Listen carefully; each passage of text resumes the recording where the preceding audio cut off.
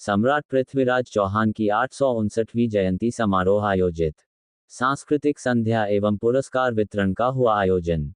राज्य धरोहर प्राधिकरण एवं सम्राट पृथ्वीराज चौहान स्मारक समिति के तत्वावधान में सम्राट पृथ्वीराज चौहान की 859वीं जयंती के उपलक्ष्य में सम्राट पृथ्वीराज चौहान स्मारक स्थल पर पुरस्कार वितरण एवं सांस्कृतिक संध्या का आयोजन किया गया। कार्यक्रम में प्रतिभाओं को सम्मानित किया गया। स्मारक पर विभिन्न प्रतियोगिताओं के आयोजन में विजेताओं को सम्मानित किया गया।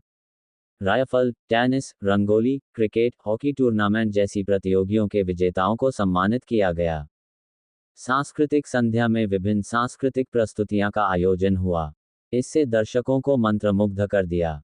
मशक वादन से लेकर प्रसिद्ध नगाड़ा वादक नाथूलाल सोलंकी द्वारा नगाड़ा वादन ने समा बांध दिया। राजस्थानी घूमर एवं कालबेलिया नृत्य ने सांस्कृतिक छटा बिखेरी। वहीं राजस्थानी संगीत वादन ने धरती धोरारी गीत से श्रोताओं में देशभक्ति की भावना का संचार किया। राज्य धरोहर प्राधिकरण के अध्यक्ष ओंकार सिंह लखावत ने कहा कि सम्राट पृथ्वीराज चौहान स्मारक पर विभिन्न प्रतियोगिता आयोजित होती रही है। देशभक्ति और राष्ट्र की सुरक्षा का संकल्प सम्राट चौहान के व्यक्तित्व से चरितार्थ करनी चाहिए। शताब्दियों पूर्व अजमेर की धरती पर विदेशी आक्रमणकारियों को 17 बार पराजित करने वाले वीर शिरोमणि सम्राट पृथ्वीराज चौहान रहे। हिंदू सम्राट की गाथा गाने वाला ये स्मारक अदम्य साहस एवं शौर्य का प्रतीक है। शोधकर्ता एल्बर्ट ने लास्ट हिंदू एम्परर पृथ्वीराज चौहान पुस्तक में शोध कार्य में बताया कि पृथ्वीराज चौहान आखिरी हिंदू सम्राट हुए। हिंदुस्तान है तब तक प्रताप, शिवाजी और चौहान जैसे शासक अविस्मरणीय रहेंगे। इतिहास में इन महान नायकों को जब भी देश की सुरक्षा का विषय आएगा तब याद किया जाएगा। हमारा दायित्व है कि युवाओं को प्रेरित कर हमारे नायकों पर शोध कर गौरवान्वित हो। विश्वविद्यालय स्मारक पर कार्यक्रम आयोजित कर विद्यार्थियों की रुचि विकसित करे। उन्होंने कहा कि 1 वर्ष तक सभी जनप्रतिनिधि स्मारक के विकास में अपना योगदान देंगे। सम्राट चौहान की नीति एवं शौर्य गाथा देश स्तर तक पहुंचाया जाए। विधानसभा अध्यक्ष वासुदेव देवनानी ने कहा कि ये स्मारक भारत के वीर नायक पृथ्वीराज चौहान की शौर्य गाथा का परिचय देता है। सम्राट चौहान ने 12 वर्ष की अल्पायु में ही राज्य की बागडोर संभालकर अपनी योग्यता का परिचय दिया।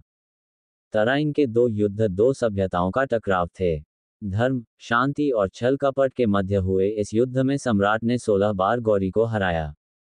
इसके पश्चात हर बार दया भाव दिखाकर गौरी को छोड़ा। इससे सबक लेकर जयचंद को पहचाने एवं उनको माफी की जगह सजा देनी होगी। उनसे प्रेरणा लेकर जीवन में उतारे। कठिन परिस्थिति में भी आत्मसम्मान एवं राष्ट्रभक्ति नहीं छोड़नी चाहिए। वे इतिहास नहीं हमारा आदर्श है। हम संकल्प लेकर उनके विचारों को आगे बढ़ाए। तारागढ़ का दुर्ग अजमेर वासियों के लिए गर्व का प्रतीक है। तारागढ़ पर भी ऐसा स्मारक बनाए के प्रयास किए जाएंगे। सुरक्षा की दृष्टि से तारागढ़ पर आरएसी की टुकड़ी की नियुक्ति भी की गई है। अभी भी समाज एवं देशद्रोही समाप्त नहीं हुए हैं। कुशल नेतृत्व एवं कूटनीति रणनीति से लगातार आखिरी देशद्रोही तक ऑपरेशन सिंदूर जारी रहेगा। राष्ट्र सर्वोपरि की भावना का संकल्प एवं कार्य करें, तब इस प्रकार की जयंती एवं अन्य आयोजनों का महत्व अधिक होगा। नई पीढ़ी के मस्तिष्क में अमिट छाप छोड़े। इससे ऊर्जावान युवा राष्ट्र को समर्पित होगा।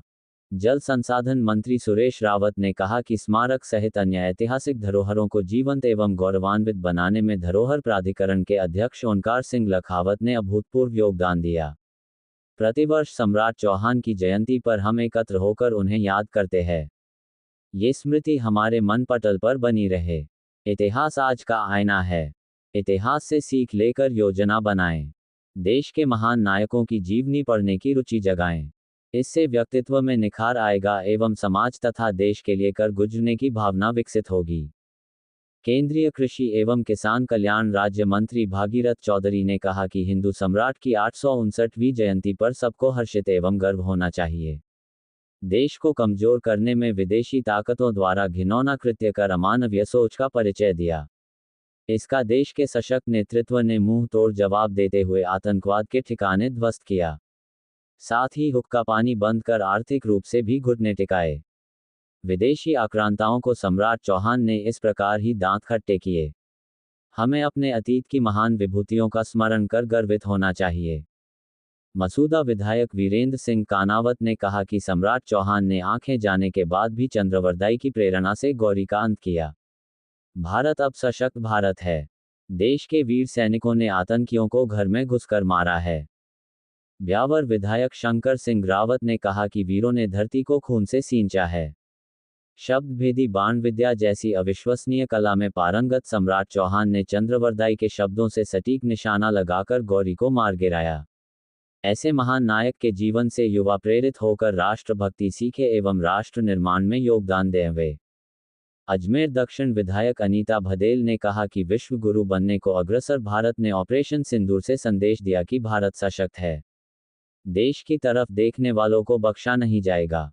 सम्राट चौहान की जयंती से हम प्रेरणा ले एवं अपने जीवन में उनके आदर्शों को उतारें।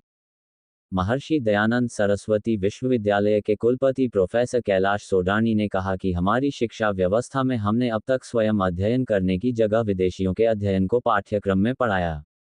देश के पाठ्यक्रम में ऐतिहासिक गर्व के अनगिनत उदाहरणों एवं व्यक्तित्व को शामिल कर युवाओं में राष्ट्रीयता एवं राष्ट्र प्रेम का भाव सुदृढ़ करना चाहिए।